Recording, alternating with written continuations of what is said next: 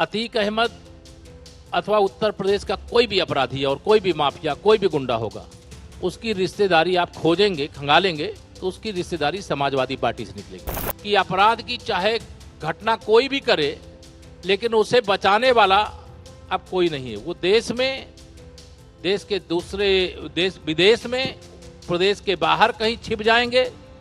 आप भरोसा रखिए, उत्तर प्रदेश की पुलिस के अंदर इतना दमखम है कि वो पाताल के अंदर घुस जाएंगे तो वहां से भी खोज निकाल लाएंगे। तो केशव जी, इन दिनों प्रयागराज में गोलियां चल रही हैं, बम चल रहे हैं, लोगों की हत्याएं हुई हैं और अतीक अहमद को लेकर के सवाल, सरकार के ऊपर बड़े सवाल खड़े हो रहे हैं। आपने लॉ एंड ऑर्डर का दावा किया कि law and order Uttar Pradesh में सबसे अच्छा है, लेकिन कैमरे में सरेआम दिखा किस तरीके से कानून और लॉ एंड ऑर्डर की धज्जियां उड़ी। आपका इलाका है, आपका क्षेत्र है।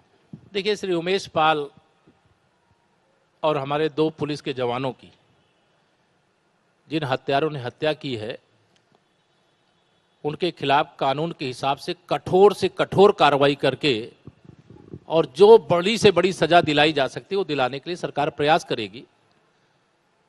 और अभी तक हम बहुत सारे बड़े बड़े अपराधियों को सजा दिला भी चुके हैं और इस हत्याकांड के कई अपराधी पकड़े जा चुके हैं और कई जहां जाना था वहां जा भी चुके हैं। लेकिन उत्तर प्रदेश में मैं आज ये कह सकता हूं कि अपराध की चाहे घटना कोई भी करे, लेकिन उसे बचाने वाला अब कोई नहीं है। वो देश में, देश के दूसरे देश विदेश में, प्रदेश के बाहर कहीं छिप जाएंगे। आप भरोसा रखिए, उत्तर प्रदेश की पुलिस के अंदर इतना दमखम है कि वो पाताल के अंदर घुस जाएंगे तो वहां से भी खोज निकाल लाएंगे और उन अपराधियों को सजा दिलाने का काम करेंगे। लेकिन जब अतीक अहमद की बात होती है तो आप सवाल सीधे समाजवादी पार्टी पर उठाते हैं। सदन के भीतर भी सवाल उठाए गए, लेकिन कई बातें ऐसे निकल करके आई कि अतीक अहमद के संबंध तो सभी पार्टियों से हैं, सभी पार्टियों के नेताओं से, यहां तक कि बीजेपी के नेताओं से भी संबंध की बातें आई। कुछ तो उनके परिवार वालों ने भी आरोप लगा दिए। देखिए, आप इस बात को समझ लीजिए कि अतीक अहमद अथवा उत्तर प्रदेश का कोई भी अपराधी और कोई भी माफिया, कोई भी गुंडा होगा, उसकी रिश्तेदारी आप खोजेंगे, खंगालेंगे तो उसकी रिश्तेदारी समाजवादी पार्टी से निकलेगी। क्योंकि अपराधियों और समाजवादी पार्टी का जन्मजात रिश्ता है। हमारी पार्टी के बारे में जो आप सवाल पूछ रहे हैं, उसके बारे में मेरा इतना ही कहना है कि जब इस प्रकार के सवाल मीडिया के सामने ऐसी घटना के दोषियों को पकड़ने के लिए पुलिस द्वारा कार्रवाई की जा रही हो, ऐसे समय उठाया जाता है, तो ऐसे सवाल पर विश्वास नहीं किया जा सकता है। हम जानते हैं हमारी पार्टी में कई ऐसे लोग हैं जो दूसरे दलों से आए हैं। हमारी पार्टी में विधायक भी हैं, हमारी पार्टी में मंत्रिपरिषद के हिस्से भी हैं, लेकिन हमारी पार्टी ना अपराध करने वालों को क्षमा करती है, ना अपराधियों को क्षमा करती है। जो गलत करने वाला है हमारी सरकार में, हमारी पार्टी में, वो गलत है। जो सही रास्ते पर चलने वाला है वो सही है। तो बुलडोजर चलेगा, और बुलडोजर पे तो सवाल भी है कि बेलगाम है। ये सवाल समाजवादी पार्टी उठाती है, क्योंकि बुलडोजर कहाँ चल रहा है?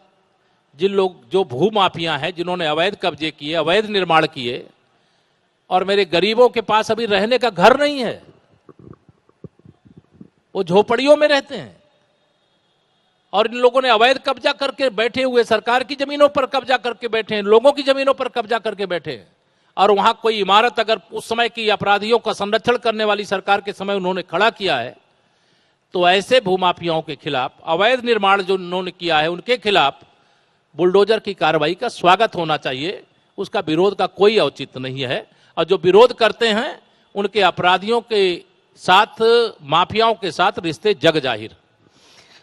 लेकिन एक सवाल और इसमें जुड़ता है, और वो ये कि जब ये उत्तर प्रदेश में ये प्रयागराज की घटना हुई और अतीक अहमद से जुड़ी हुई घटना हुई, तो आपका सीधा हमला समाजवादी पार्टी पर है। आप लोगों ने सिर्फ समाजवादी पार्टी को निशाना बनाया, लेकिन शाइस्ता, जो कि उनकी पत्नी है, वो बसपा की बाकायदा मेंबर हैं।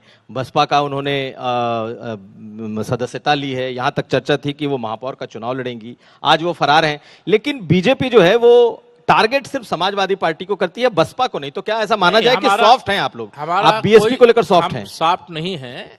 सपा हो, बसपा हो, कांग्रेस हो, ये सब चोर चोर मौसेरे भाई हैं।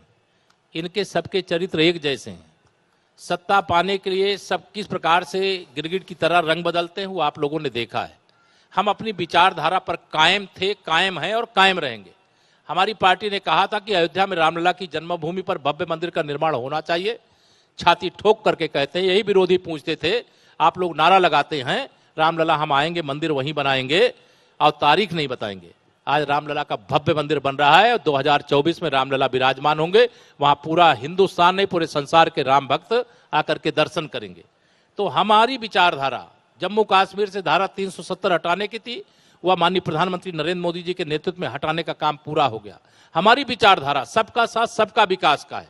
प्रयागराज का कुंभ हुआ, 24 करोड़ लोग वहां डुबकी लगाने के लिए आए और किस शानदार ढंग से संपन्न हुआ, या पूरे दुनिया ने देखा है, देश ने देखा है, ये किसी से छिपा नहीं है।